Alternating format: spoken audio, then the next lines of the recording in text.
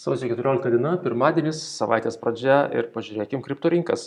Paskutinį kartą, kaip kalbėjom apie bitkoiną, kaina stovėjo ties šito palaikymo lygių ir sakiau, kad jeigu pramuš šitas žvakes, šitus low, aš šedinėjau savo long poziciją ir uždarau visas poras su bet kokiamis kriptovaliutomis.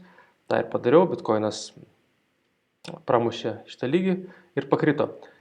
Tie, kas buvo savaitgalį webinare, atsimenat, kalbėjom apie tai. Yra impulsas, mažos žvakės, inside žvakė, mažesnė žvakė turi būti su low, kur low turėtų būti aukščiau negu prieš tai būsio žvakės low. Kada buvo šita žalia žvakė, jos low yra pats žemiausias, mums netinka. Kada suformuoja maža žvakė su kiek aukštesniu low, šiuo atveju taip ir buvo, žemiau jos buvo galima šortinti, virš jos dėti stop lossą ir kaina krenta. Su bitkoinu yra taip, pažiūrėkim su eteriu. Aš galvoju, kad kripto rinkos yra downtrendė, tai kad buvo didžiulis impulsas ir kaina krenta ir tai, kad aš liktai buvau perėjęs į bulių pusę, scenarius atšaukiamas, nesuveikė ir dabar aš daugiau dairysiuosi vėlgi pozicijų šortams, nes tiesiog krenta ir kada krentanti rinka, su šortais uždirbti daug lengviau. Vėlgi šortinti aš nelabai mėgstu, ko gero aš praleidinėsiu daug pozicijų ir įdėsiu pačias geriausias, bet apie longus irgi kol kas reikėtų užmiršti, atidėti tą mintį kuriam laikui į šalį. Eteris taip pat pakritęs suformavo inside žvakę, pramušė ją ir pakrito dar geriau negu bitkoinas ir vėl šitas lygis žvakių kūnai kainą laiko. Čia buvo galima uždirbti visai neblogai ir skrivordas galėjo būti 1:2 ir jau būtų suveikęs. Jeigu pusę pozicijos čia fiksuoti, kita pusė dabar galėtų būti atidarytas, stop lossas perkeltas į break-even ir tas etapas būtų puikiai suveikęs. EOS prieš dolerį, tas pats. Kaina gali kristi iki šitų lygių. Ne?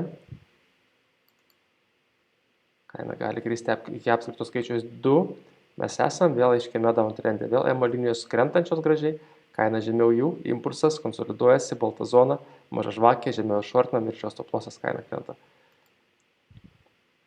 Tas pats su TRX-u, tas pats su Litecoin'u,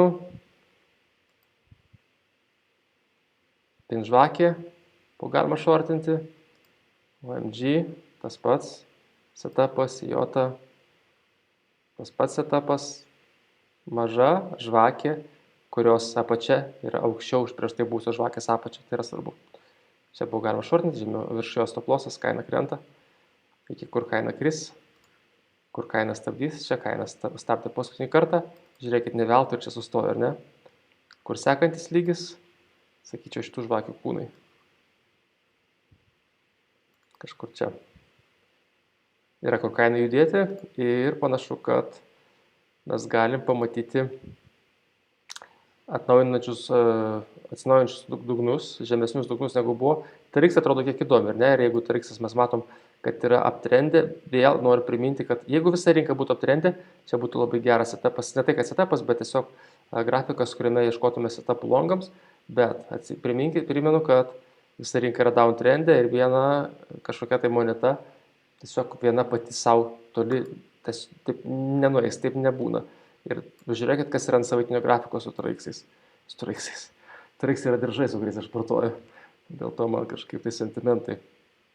Ant savaitinio grafiko TRX suformavo labai didžiulę pin žvakę, kuri palėtė EMA 50, čia matosi, EMA 50 tik prasidėjo, tik tai porą, 3 dienos, 3 savaitės, kada pradėjo piešti tą liniją, bet būtent čia sustojo, neatsitiktinai ir kaina grįžta ir tokiu atveju čia labiau tinka, sakyčiau, pin 50 strategija, negu kad longai, jeigu kaina pakiltų pusę visos šitos raudonos žvakės, kažkur iki šitos vietos, čia būtų galima galvoti apie šortus, virš žvakės dėti stop lossą ir jeigu visa kripto rinka kris, greičiausiai ir TRX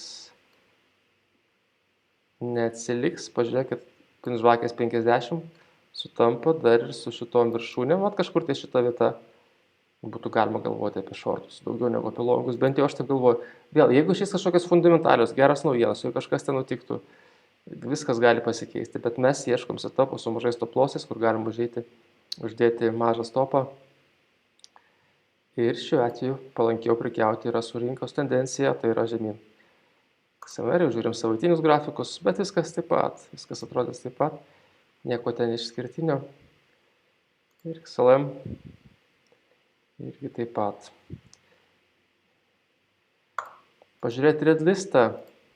Redlistė atrodo įdomiai BNB prieš Bitcoiną.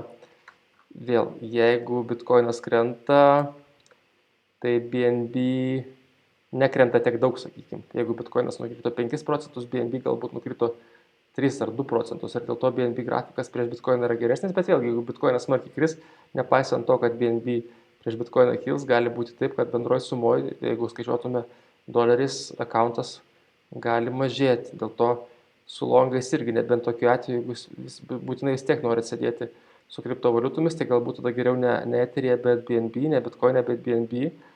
Tai taip pat yra, ką aš dar mačiau įdomesnio, DLT smarkiai kyla palyginus. Čia setupų užėjimams nematau, nebent būtų setupas virš šitos raudonos žvakės, bet jau jisai praeity. Čia paaišėm grafiką, kad kaina pramušė stiprų lygį ir nuo jo gali atšokti ir kilt. Setupas kol kas vis dar veikia, nepaisant to, kad kaina nukrito žemiau šito palaikymo lygio. Jeigu kaina kartais atkiltų virš jo, aš sakyčiau, kad čia tas pats setupas galioja ir kaina gali kilti iki kito pasipriešinimo lygio, dedant stop lossą žemiau šitų low ir potencialas kilt dar vis yra. Ir man įdomiai atrodė Waves.